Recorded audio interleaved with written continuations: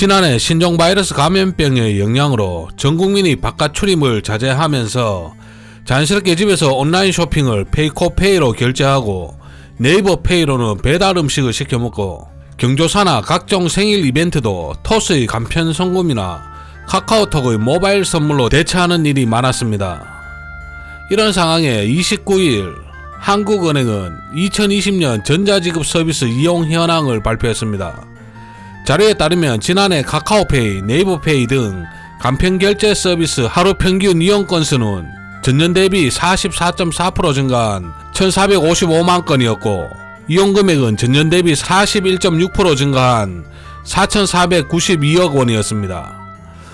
간편결제 서비스는 신용카드 등 지급 정보를 스마트폰에 미리 입력해주고 거래 시 비밀번호를 입력하거나 안면인식 또는 지문인식으로 결제하는 방식으로 간편결제 역시 신종바이러스 감염병 여파로 비대면 온라인 거래가 가파르게 늘면서 이용 실적이 크게 증가했습니다. 특히 전자금융업자를 통한 이용 건수는 747만 5천 건이었고 이용 금액은 2,052억 4천만 원이었습니다.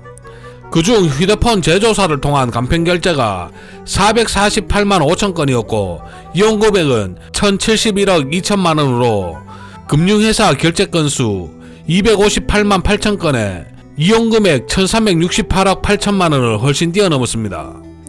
2019년까지만 해도 전자금융업자 간편결제 이용 금액은 1,199억 원으로 금융회사 간편결제 이용 금액 1,073억 5천만 원과 유사했던 것과 비교하면 전자금융업자를 통한 간편결제가 큰 폭으로 증가했음을 알 수 있습니다. 전자금융업자의 간편결제 이용액은 지난해 대비 71.2% 증가했고 이 중에도 선물 충전금을 통한 간편결제 대금은 568억 원으로 전년 대비 132.1%나 폭증했습니다. 한국은행은 비대면 온라인 거래가 계속 확산하면서 전자금융업자를 통한 간편결제 이용이 큰 폭으로 늘어났다며 지급수단 중에서는 선불 기반 이용 증가세가 두드러졌다고 설명했습니다. 신용카드 기반이 아닌 자체 충전금에 따른 결제가 신종바이러스 감염병 영향으로 크게 늘어났다는 뜻이라고 합니다. 토스 등을 이용한 간편 송금 서비스의 지난해 이용 실적은 일평균 전년 대비 31.1% 늘어난 326만 건이었고 이용 금액은 전년 대비 52% 늘어난 3,566억 원이었습니다. 간편결제 송금 서비스는 비밀번호나 생체정보 같은 간편 인증수단을 이용하는 서비스로 한국은행이 전자금융거래법에 따른 전자지급 서비스 통계와 따로 조사하기 시작한 2016년 이후 지난해 처음으로 일평균 이용액이 각각 4천억 원과 3천억 원을 넘었습니다. 지난해 전자금융업자와 금융기관이 제공하는 전자지급 결제대행 서비스도 신종바이러스 감염병 사태 속에 이용 규모가 증가했습니다. 전자지급 결제대행 서비스는 전자상거래에서 구매자로부터 대금을 받아 판매자에게 최종적으로 지급되도록 지급결제 정보를 송수신하거나 그 대가를 정산 대행 매개하는 서비스로 1년 전과 비교했을 때 지난해 일평균 전자지급 결제대행 이용 건수는 48.5% 늘어난 1,679만 건이었고 이용 금액은 32.7% 증가한 7,055억 원이었습니다.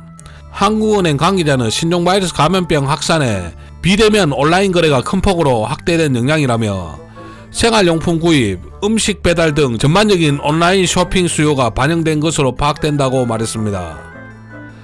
선불 전자지급 서비스는 카카오페이나 토스 등에서 미리 선불금을 충전해 교통비나 상거래 대금을 지급, 송금할 수 있도록 선불금을 발행 관리하는 서비스입니다. 지난해 이용 금액은 59.4% 증가한 하루 평균 4,676억 원으로 기록했고 이용 건수는 6.3% 늘어난 1,864만 건이었습니다. 한국은행 관계자는 대면 수입 일수 급감으로 선불 교통카드 이용액이 129억 원에서 100억 원으로 줄고 사용 건수도 하루 300만 건이나 감소했지만 간편 결제 송금 이용이 큰 폭으로 확대되면서 증가세를 지속했다고 말하며 금융회사의 경우 긴급재난지원금, 지역상품권 등이 선불카드 형태로 발급되면서 선불 전자지급 이용 건수가 30만 6천 건에서 104만 6천 건으로 증가했으며 액수도 194억 원에서 458억 5천만 원으로 2배 넘게 증가했다고 밝혔습니다. 또한 아파트 관리비, 전기, 가스 요금 등과 같은 고지서를 이메일, 앱 등을 통해 전자적 방식으로 발행하고 대금을 직접 수수하여 정산을 대행하는 전자고지 결제 서비스는 19만 건 348억 원으로 전년 대비 각각 7.3%, 9.7% 늘어났습니다. 전자상거래에서 구매자로부터 대금을 예치받고 물품 수령 확인 과정을 통해 거래가 적절하게 이루어졌는지를 확인한 이후 구매대금을 판매자에게 지급하는 결제대금 예치 서비스는 258만 건 1203억 원으로 전년 대비 각각 24.5%, 23.9% 증가한 것으로 나타났습니다. 한편 지난해 말 기준 전자지급 서비스 제공 회사는 순 업체 수 총 166개 업체로 이 중 전자금융업자는 143개 업체이며 금융회사는 23개 업체입니다. 전자금융업자는 전년 말 대비 11개 업체가 증가했고 금융회사는 3개 업체가 감소했습니다. 또 21개 업체가 신규 등록했고 10개 업체가 말소됐습니다.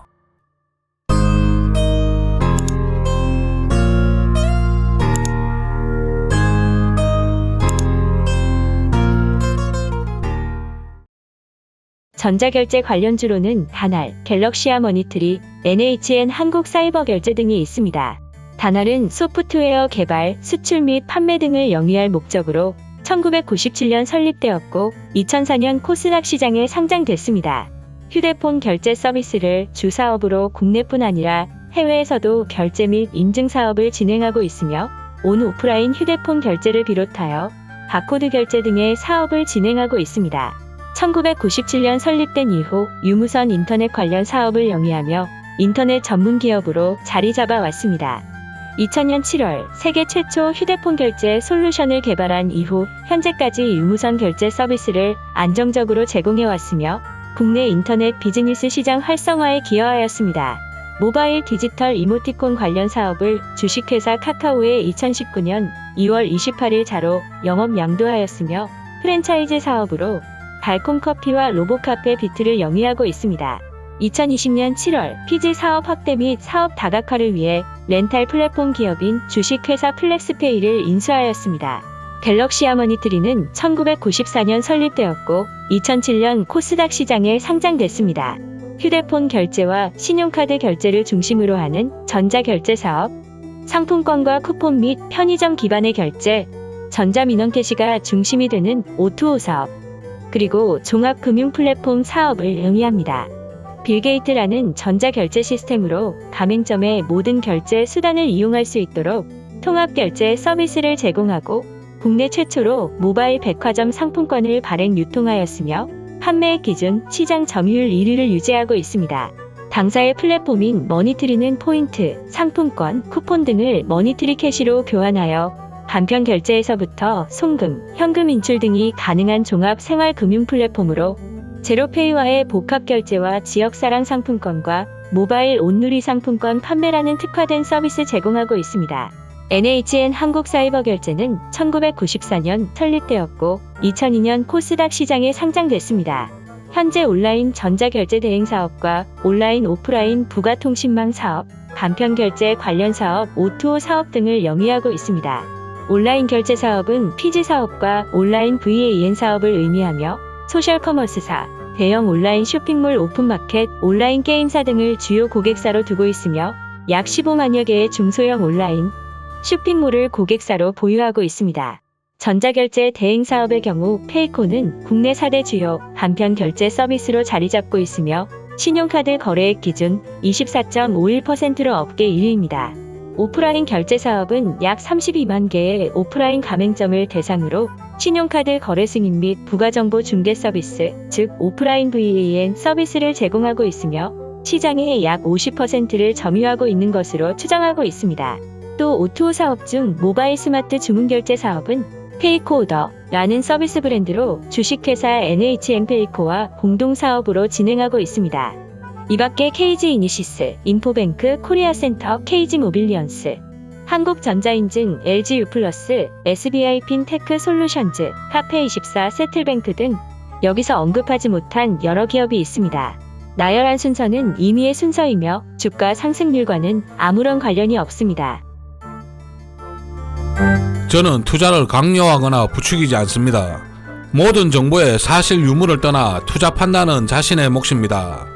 저는 여기서 마치고 또 다른 주식 이슈와 관련주로 찾아뵙겠습니다. 시청해 주셔서 감사합니다.